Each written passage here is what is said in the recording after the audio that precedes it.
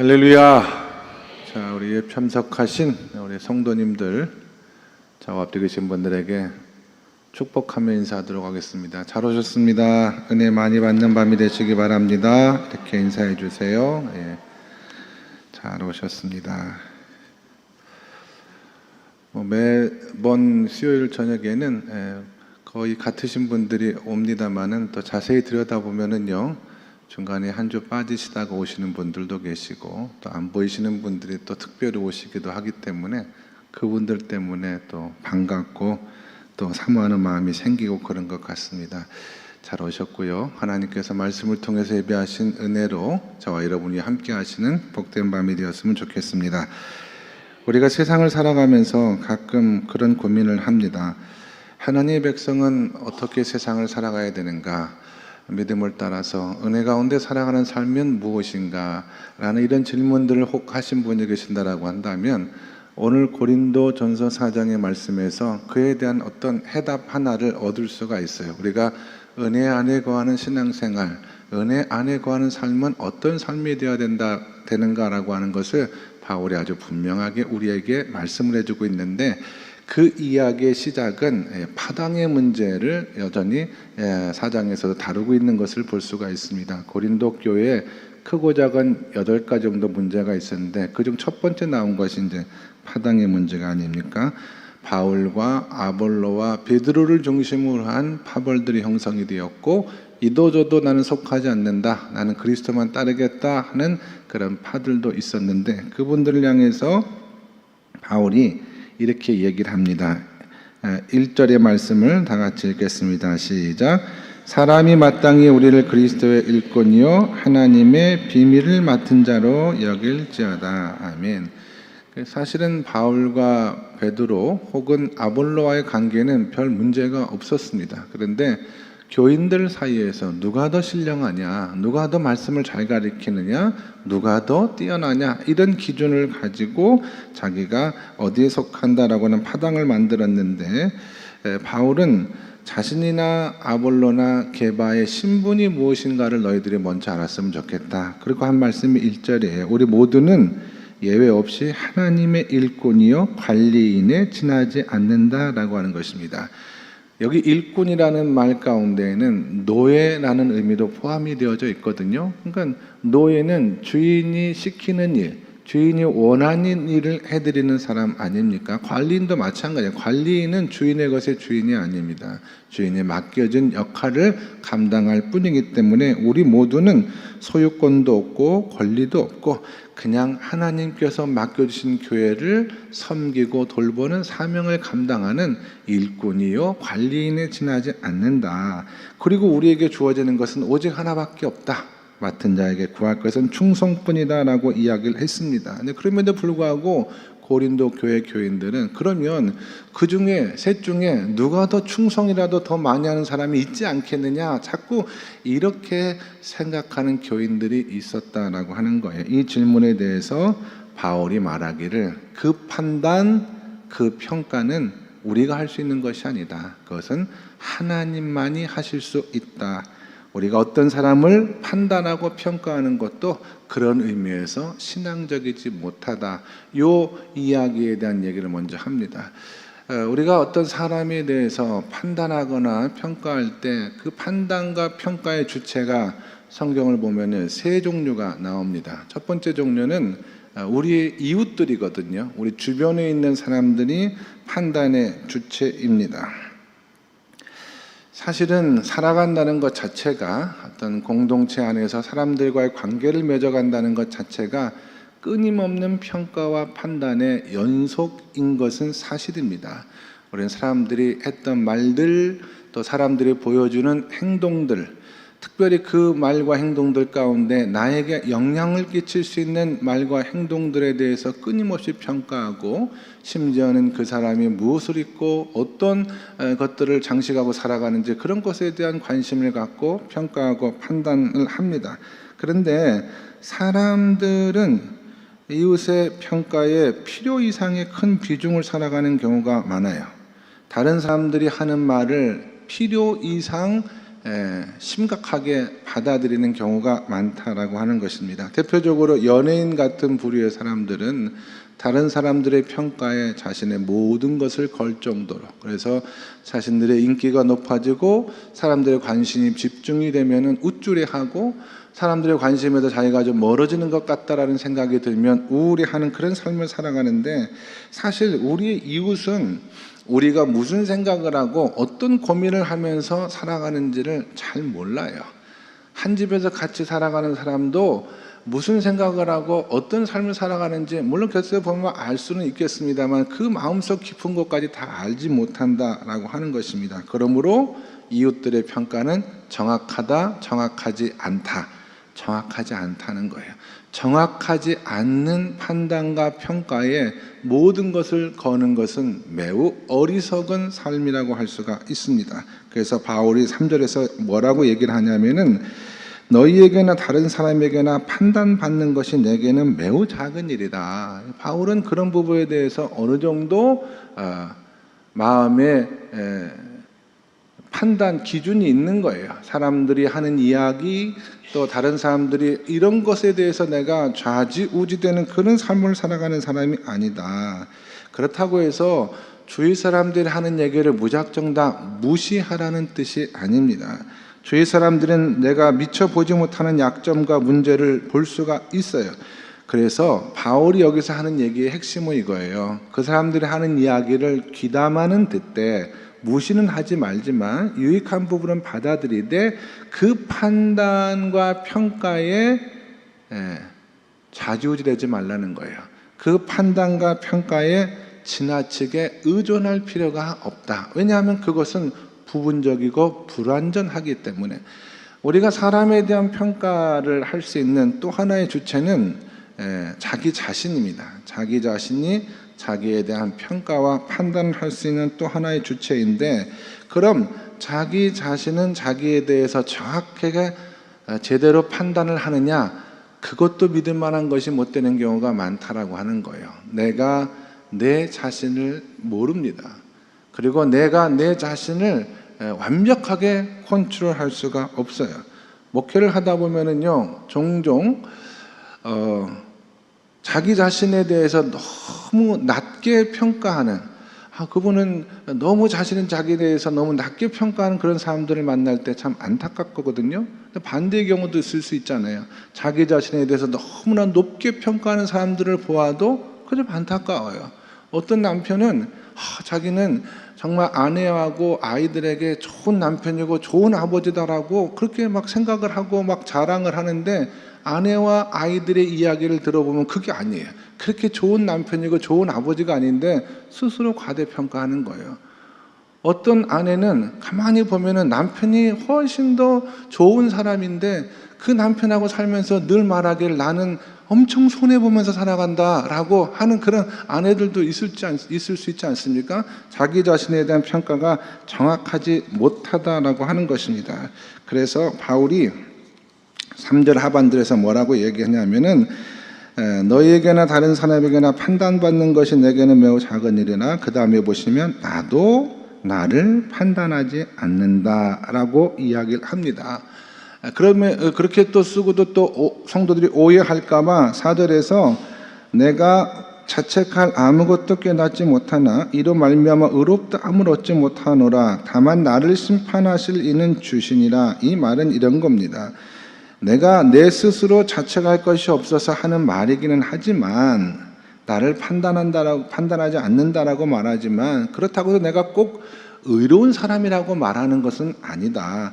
내가 다 잘하고 있기 때문에 이런 말을 하는 것은 아니다. 내가 양심에 꺼리낌이 없다라고 해서 하나님 앞에 내가 100% 바르게 살아가고 있다고 말하기가 어렵다. 왜냐하면 그 양심도 내 생각과 내 판단에 영향하에 있기 때문에 나는 가급적 사람들에게나 내 자신에게나 속지 아니하고 정확하게 판단하고 신앙생활하길 원한다. 결국에는 이 모든 것을 아시고 판단하실 이는 하나님이시기 때문에 그렇다. 이 얘기를 하는 겁니다. 그래서 세 번째 나에 대한 판단의 주체는 누구냐면 하나님이시라는 거예요. 우리를 정확하게 판단하실 수 있는 분은 오직 하나님 아버지 한 분이신 줄로 믿으시기 바랍니다.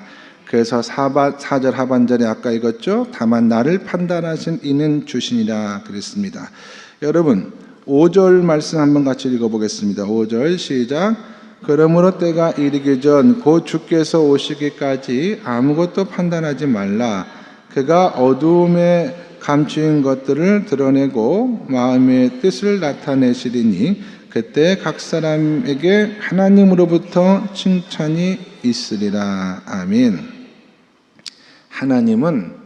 하나님만이 우리 마음의 숨은 동기와 행동을 아신다라고 하는 그런 뜻입니다. 그래서 주님이 심판하신 그날까지 자기 자신도 이웃에 대해서도 우리가 심판해서는 안 된다. 아까도 말씀드렸습니다마는 우리와 이웃은 판단과 평가의 근본적인 한계를 가지고 있는 존재이기 때문에 하나님만이 심판의 날 정확하게 우리를 판단하신다. 숨은 의도까지도 아시는 아버지 하나님께서 우리가 동기가 순수했다라고 한다면 결과에 상관없이 하나님의 상급이 분명히 임하게 될 것이다. 사람들은 몰라도 하나님은 그 마음의 동기도 아시기 때문에 또 하나님만이 심판날에 우리의 충성과 숨은 희생과 기도를 인정해 주시겠다라고 하는 거예요. 남들이 오해하고 남들이 보지 못했던 보이지 않는 곳에서 하나님을 향했던 눈물의 기도, 아름다운 헌신들 하나님은 다 아시기 때문에 마지막 날까지 내 자신에 대해서 이웃에 대해서 우리는 신중하게 판단을 보류해야 된다. 내가 내 자신도 모르는데 어떻게 내 이웃에 대해서 다 안다고 말할 수가 있으며 하나님 숨은 동기까지 보시는 하나님 내 삶의 과거와 현재와 미래까지도 아신 하나님 앞에 우리는 판단을 유보해야 된다라고 하는 것이 사람에 대한 판단에 대한 바울의 생각입니다. 그렇다고 아무런 판단도 하지 말아라 그런 의미는 아닌 것 같아요. 성경은 그런 뜻은 아닙니다. 판단을 하지 않으면 우리가 어떻게 인생을 살아갈 수가 있고 판단을 하지 않으면 어떻게 하나님의 일을 할 수가 있겠습니까? 우리 나름대로 저분은 이러한 부분에서 좋은 장점을 가지고 있는 사람이야 라고 판단을 해야 일도 맡길 수 있는 것이고 동역도 할 수 있는 것입니다. 또 이웃이 하는 행동에 대해서 잘한다, 잘하지 못한다 판단을 해야 우리가 배울 것은 배우고 이웃의 실수할 것은 막아줄 수도 있습니다. 그렇다면 심판하지 말라, 판단하지 말라는 정확한 뜻의 의미는 무엇입니까? 그것은 최종적인 판단을 하지 말라는 거예요.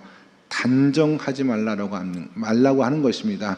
확신같이 100% 그럴 거야 이러지 말라고 하는 거. 그럼 반드시 실수하게 되어져 있습니다.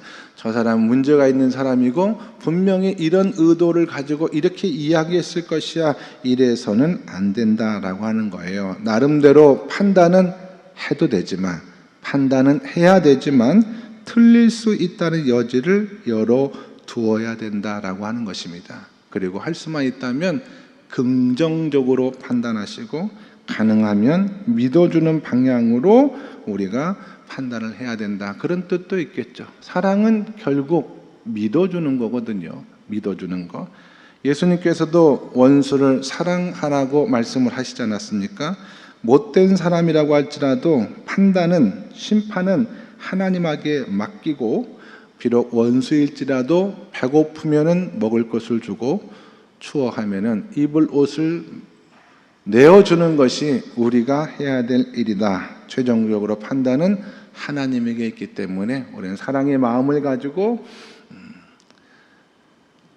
원수도 사랑하는 그런 마음을 가지고 살아가는 것이 바울이 사람에 대한 판단과 평가, 특별히 파벌의 문제를 가지고 아볼로와 바울과 베드로의 사역을 평가하려고 했던 고린도 교회 교인들에게 주는 매우 중요한 원칙입니다. 이 이야기를 통해서 바울이 정말 하고 싶은 얘기 뭐냐면 고린도 교회 교인들이 은혜 안에 살아가는 삶을 너희가 살았으면 좋겠다 이 얘기를 하고 싶어 하는 거거든요. 자, 여러분 하나님의 백성은 은혜 안에 살아가야 되는 줄로 믿으시면 아멘 하시기 바랍니다. 은혜 안에 살아가야 된다. 우리가 말을 많이 하죠. 고린도전서 4장에서 바울이 은혜 안에 살아가는 두 가지 방법을 얘기를 하거든요. 하나는 무엇이냐면은 은혜 안에 산다라고 하는 것은 내가 가진 것을 자랑하지 않으며 살아가는 것이 은혜 안에 살아가는 것입니다. 매우 중요합니다. 내가 가진 것을 자랑하지 않고 살아가는 삶이 그게 은혜 안에 거하는 삶이에요. 고린도 교회 성도들 가운데 파당이 생긴 이유는 이 은혜를 잊어버렸기 때문에 파당이 생긴 것입니다. 이게 바울의 진단이거든요. 이 사람들이 성경에 대한 교회를 나오면서부터 성경에 대한 깨달음과 지식이 많아졌고 각종 은혜와 은사가 충만하였으며 풍요로운 신앙의 삶을 살아갔는데 사실은 예수 믿기 전에 고린도 교회 교인들은 별 볼 일 없는 사람들이었습니다. 그런데 그걸 잊어버린 거예요. 은혜라고 하는 것은 무엇이냐면 받을 자격 없는 사람에게 베풀어주는 엄청난 호의가 바로 은혜이지 않습니까? 자격 없는 사람들에게는 엄청난 은혜가 부어졌는데 그 은혜를 잊어버렸기 때문에 파당을 만든 거예요. 그 은혜가 이 고린도 교회 가운데 넘쳤다라고 한다면 결코 파당을 만들지 않았을 것입니다. 그래서 파당을 만들어 은혜를 잊어버리고 갈등하고 있는 교인들을 향해서 바울이 이런 한탄을 합니다. 7절의 말씀을 제가 세 번역으로 읽어드릴게요. 7절에 사는 이야기는 이런 겁니다. 여러분이 가지고 있는 것 가운데 받아서 가지지 않은 것이 무엇이 있습니까? 모두가 다 하나님에게 받은 것이 아닙니까? 그러니까 이분들이 받았던 거는 어떤 물질이라든지 지식이라 세상적인 이런 걸 말하는 것이 아니에요. 성경 지식과 또 구원의 확신과 또 성령의 은혜와 은사와 이런 신앙 안에서 모든 좋은 것들을 여러분 스스로 노력해서 만든 사람이 어디에 있단 말입니까? 다 하나님께서 값없이 주셨기 때문에 하나님으로부터 받은 것인데 그걸 왜 여러분이 처음부터 가지고 있는 것처럼 혹은 여러분이 노력해서 만든 것처럼 자랑하면서 그렇게 신앙생활을 하고 있습니까? 이 얘기를 하고 있는 겁니다. 자기가 소유한 것이 하나님의 은혜인 것을 잊어버리니까 어떤 결과가 빚어지느냐? 교만해지는 거예요. 자신들이 가지고 있고 누리고 있는 것들이 자신들의 노력이나 힘과 지혜에 의해서 얻은 것처럼 착각하고 교만한 삶을 살아갈 수가 있다. 이게 은혜를 떠난 사람들이 그렇다는 거죠. 또 자기가 소유한 것이 하나님의 은혜인 것을 잊어버리면 남을 심판하게 되는 겁니다. 우월감이 생겨서 내가 가지고 있는 것을 가지지 못한 사람들을 깔보게 되고 또 자신이 하는 것을 못하는 사람들을 무시하면서 살아가는 결과가 빚어지는 것입니다. 세 번째로 자기가 소유한 것이 하나님의 은혜인 것을 잊어버리면 염려와 근심 가운데 살아가게 되어져 있어요. 하나님이 주신 것인데 내가 노력해서 얻은 것이다라고 착각을 하다 보니까 혹 내가 실수하여 내가 잘못하여 이것을 다 잃어버릴 수도 있다라고 하는 두려운 마음 가운데 들어가기 시작하는 겁니다. 이게 고린도 교회 교인들이 보여주는 그대로의 모습이었거든요. 우리도 우리가 누리고 있는 우리가 가지고 있는 것이 하나님께서 은혜로 주신 것이다라는 생각을 잠깐 잊어버리면은요 우리도 얼마든지 이 사람들처럼 교만한 마음에 또 염려와 근심하는 마음에 다른 사람들을 판단하는 마음 가운데 얼마든지 들어갈 수가 있다. 너희가 왜 파당의 문제를 가지고 심각하게 나누어서 다투고 왜 신앙생활의 은혜를 잃어버린 줄 아느냐? 그것은 너희가 누리고 있는 모든 것이 하나님께서 값없이 주신 은혜여 선물이라는 사실을 망각하고 너희가 가지고 있는 것들을 자랑하면서 살아가는 그 순간부터 은혜는 너희에게서 멀어지게 된 것이다라는 이야기를 하고 있는 것입니다. 은혜를 은혜로 인정하고 살아가는 사람들에게는 반대로 긍정적인 결과가 나타나겠죠. 나는 아무것도 아닌데 하나님께서 이 모든 것을 이토록 은혜 가운데 주셨으니 그 주신 것들을 바라볼 때마다 하나님을 향한 감사가 있는 거예요. 그래서 감사가 나오는 것입니다. 그리고 자유해집니다. 하나님이 주셨기 때문에 하나님께서 지켜주신다는 확신을 가지고 있는 거예요. 저는 저가 이만큼만이라도 목회를 할 수 있는 것은 전적인 하나님의 은혜라고 믿습니다. 그래서 하나님을 향한 감사가 커요. 하나님께서 만약 이 순간 제 모든 사역을 다 거두어 가신다라고 할지라도 저는 불평하지 않습니다. 그렇기 때문에 목회가 안 되면 어떡하나라고 하는 걱정과 염려가 없어요. 하나님께서 지금까지도 하나님 말씀에 순종하는 삶을 살아간 모든 죄종들에게 은혜를 베풀어 주셔서 여기까지 인도해 주셨기 때문에 남겨진 인생의 길도 하나님께서 인도해 주실 것이다라고 하는 확신이 있기 때문에 그렇습니다. 그러니까 저는 바울이 은혜 안에 누리는 사람에게 주는 자유함이 있다고 그랬거든요. 저는 그게 뭔지 알 것 같아요.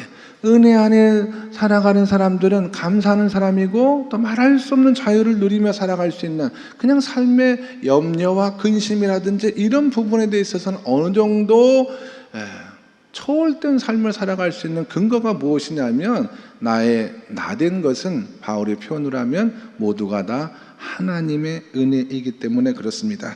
저는 우리 안에 이런 은혜와 이런 감사와 이런 자유가 충만할 수 있기를 예수님으로 간절히 축원합니다.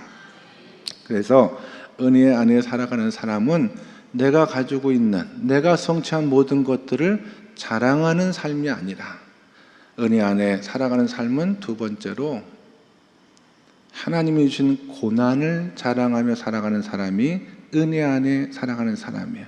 하나님이 주신 고난을 자랑하며 살아가는 성도가 되어야 된다라고 하는 것입니다. 바울은 11절부터 13절까지 사실은 9절부터죠. 고린도 교회 교인들에게 내가 자랑할 것이 있는데 나는 하나님 앞에 받은 고난을 너희에게 자랑하고 싶다라는 취지로 말씀을 해요. 바로 이 시각까지 우리가 줄이고 목마르고 헐벗고 매맞으며 정처가 없고 또 수고하여 친히 손으로 일을 하며 모욕을 당한 즉 축복하고 박해를 받은 즉 참고 비방을 받은 즉 권면하느니 우리가 지금까지 세상의 더러운 것과 만물의 찌꺼기같이 되었다. 내가 주 예수 그리스도를 인하여 복음을 증거하는 삶을 통해서 받는 이 고난과 역경이 나에게는 자랑거리다. 그리고 이것들을 하나님 앞에 자랑할 수 있는 내 삶이야말로 하나님께서 주신 은혜의 삶이라고 나는 믿는다라고 하는 것이 이 고린도전서 4장을 통해서 바울이 하고자 하는 말씀의 가장 중요한 핵심입니다, 여러분. 바울은 고난과 역경 그 자체가 가치가 있다고 말하지는 않아요. 또 고난과 역경을 당한 사람은 무조건 더 영적이고 고난과 역경을 경험하지 못한 사람은 무조건 다 덜 영적이고 그렇게 얘기를 하고 있는 것이 아닙니다. 사실 고난과 역경 자체의 가치가 있는 것은 아닙니다. 그러나 우리가 주님의 뜻대로, 주님의 말씀대로 은혜 안에 살기를 원한다면 우리에게는 고난과 역경은 피할 수 없는 숙제와도 같아요. 왜냐하면 이 세상은 악한 마귀 사탄의 질서가 역사하시는 곳이기 때문에 우리를 구원하시기 위해서 이 땅에 오셨고 평생 다른 사람에게 손가락질 받는 행동을 하신 적이 없는 예수님조차도 고난의 십자가를 지고 죽어가셨지 않습니까? 그리고 예수님 말씀하시기를 내가 고난을 당한 것처럼 내 사랑하는 제자들 너희들도 세상 속에서 고난을 당할 것이다 라는 말씀을 분명히 해주셨기 때문에 주님의 뜻대로 살고 하나님의 소원을 따라 살아가는 성도들의 삶에는 반드시 고난과 역경을 피할 수가 없다라고 하는 그런 얘기를 하고 있는 것입니다. 세상은 악한 것이기 때문에 그렇습니다. 그러므로 때때로 우리는 내가 고난받는 삶의 목판에서 하루하루를 지나갈 때 나는 하나님의 뜻대로의 삶을 살아가고 있는 중이구나 라는 깨달음, 또 기도 가운데 내가 주님이 원하시는 일을 하고 있기 때문에 이와 같은 일들이 나에게 일어나는구나 라고 하는 믿음을 가지고 삶을 해석할 수가 있다라고 하는 것입니다. 그래서 성경에 고난을 당할 때 믿음의 선배들은 참 이해할 수 없는 말들을 하잖아요. 오히려 고난을 기뻐하라라고 하는 이유가 바로 그런 것 같아요. 고난을 훈장으로 여기고 하나님 아버지께서 상 주신 이는 상 주실 것에 대한 확신을 가지고 고난을 오히려 자랑하는 성도들의 삶을 살아갔다라고 하는 것을 볼 수가 있는데, 그런 의미에서 고린도 교회 성도들은 영적으로 어렸죠.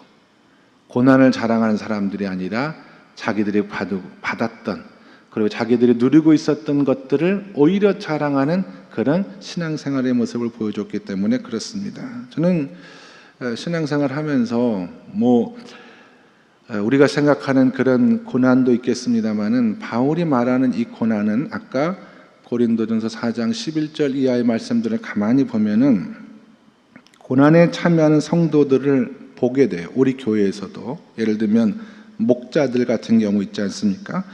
목자들은 남에게 싫은 소리, 아쉬운 소리를 들을 이유가 없는 사람들이에요. 그런데 목자의 사명을 감당하다 보면 해보시면 알겠습니다마는 불필요한 오해를 받는 경우도 많고요. 그래서 잘못한 것이 없는데도 가서 잘못했다고 용서를 비는 경우가 종종 생깁니다. 이런 것이 바울이 말하는 자랑할 수 있는 고난을 이야기하는 거예요. 어떤 목자는, 전에 알던 분은 동업을 하시다가 상대방이 욕심을 내어가지고 그 사업을 빼앗아 가려고 할 때 법정으로 소송이 생겼거든요. 소송을 하면 이길 수 있어요. 그럼에도 불구하고 믿는 사람이 소송까지 하면서 사람들에게 부끄러운 모습을 보여주기 싫다고 손해보는 가격에 가게를 양보하는 그런 분들도 있었습니다. 이게 바울이 말하는 자랑할 수 있는 고난을 말하는 거예요. 어떤 목자는 사업을 하시는데 너무나 불경기가 길어지니까 자기가 18년 사업하는 동안 처음 겪는 그런 불경기 속에서 카드빚도 눈덩이처럼 불어나고 여러 가지 어려운 가운데 있었거든요. 해결 방법이 아주 없는 건 아니에요. 주일날 가게의 문을 열면 어느 정도는 해결할 수가 있습니다마는 자기가 하나님 앞에 기도하기를 주일에는 문을 열지 않겠다고 약속한 것이 있기 때문에 그 약속을 지키기로 결심을 했습니다. 다니엘서 3장 17절과 18절의 말씀을 이분이 붙든 거예요. 그리고 간증을 해주셨습니다. 다니엘서 3장 17절과 18절의 말씀은 바벨론 왕 느부갓네살이 금신상을 만들어서 모든 사람들은 그 금신상 아래 절하도록 하는, 만약에 그것을 어기면 타는 풀무불 가운데 던져 죽임을 당하겠다는 금령을 선포한 후에 그것을 지키지 않았기 때문에 다니엘의 세 친구가 풀무불에 던졌을 때 했던 고백을 말합니다. 뭐라고 고백하냐면, 왕이시여, 우리가 믿는 하나님은 살아계신 하나님이시기 때문에 풀무불 가운데서도 반드시 우리를 건져내실 거라고 저희가 믿어요. 그러나 그리 아니하실지라도, 그 말은 우리가 풀무불에 타서 죽는 한이 있더라도 왕을 향하여 혹은 금신상을 향하여 절하거나 섬기지 않겠습니다라고 하는 그 고백을 한 거거든요. 그러니까 이 목자가 이 말씀을 어떻게 해석을 했냐면, 하나님은 내 사업을 망하지 않도록, 내가 주일날 문을 열지 않아도 내 사업을 망하지 않도록 지켜주실 것을 제가 믿습니다. 그런데 하나님이 혹 제 사업을 망하게 하시더라도 저는 하나님 원망하지 않아요. 하나님께서 더 좋은 사업으로 내 삶을 인도해주고 더 하나님을 잘 섬길 수 있는 그런 생업으로 이끌어 주실 것이라는 믿음이 나에게 있기 때문에 그렇습니다라는, 그러니까 이 다니엘서 3장의 말씀을 자신의 신앙 고백으로 붙들고 이야기를 하는데 참 눈물이 나잖아요. 그건 주일에 문을 여느냐 문을 열지 않느냐 이 문제가 아니라, 내가 하나님 앞에 어떤 큰 희생을 당하는 한이 있더라도 나는 하나님 앞에 그 하나님을 위해서 당하는 것을 마땅히 감당해 나가겠다라고 하는 그 믿음이 있기 때문에 사람들에게도 감동을 주었다라고 한다면, 하나님의 마음에는 얼마나 큰 감동을 주는, 그 삶에 당하는 주님의 이름을 위하여 혹은 말씀을 따라 살아가는 그 삶에 주는 고난과 역경조차도 하나님 앞에 감사함으로 왔고 믿음으로 살아가려고 하는 이런 사람이 은혜 안에 거하는 사람이고, 이런 자랑이 고난 가운데 하나님 앞에 드려지는 진실된 자랑이 될 수가 있다라고 하는 것입니다. 우리는 하나님 앞에 보일 수 있는 고난의 훈장을 달고 신앙생활을 하고 계신지, 아니면 눈에 보여지는 세상의 것들을 가지고 자랑하면서 신앙생활을 하고 있는지, 고린도 전서 4장의 말씀은 바울을 통해서 우리에게 도전하는 거예요.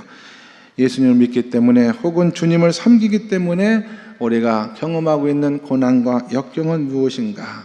만약 그런 것이 없다라고 한다면 우리의 구원은 성경의 비유대로 한다면 불난집에서 겨우 생명만 알몸인 채로 생명만 건져나가는 그런 구원을 받을 뿐 하늘나라에서 하나님 예비하신 상급과는 거리가 먼 부끄러운 구원이 될 수 있지도 모른다라는 생각을 이 말씀 통해서 우리가 확인할 수가 있죠.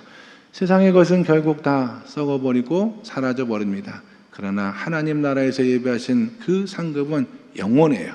그 상급을 받을 수 있는 고난과 역경 속에서 오히려 하나님을 바울과 같이 자랑하며 은혜 안에 신앙생활 감당하실 수 있는 저와 여러분 모두가 다 될 수 있기를 주님의 이름으로 간절히 축원합니다. 기도하겠습니다. 하나님 아버지, 파당의 문제로 시작하여 우리가 사람에 대한 판단을 하나님 앞에 맡게 될 이유가 무엇인가를 깨닫게 하시고, 고린도 교인들이 하나님 주신 은혜를 잊어버렸기 때문에 파당을 만들게 된 이유가 된다라고 하는 깨우침을 말씀을 통해서 허락받게 도와주시니 감사합니다.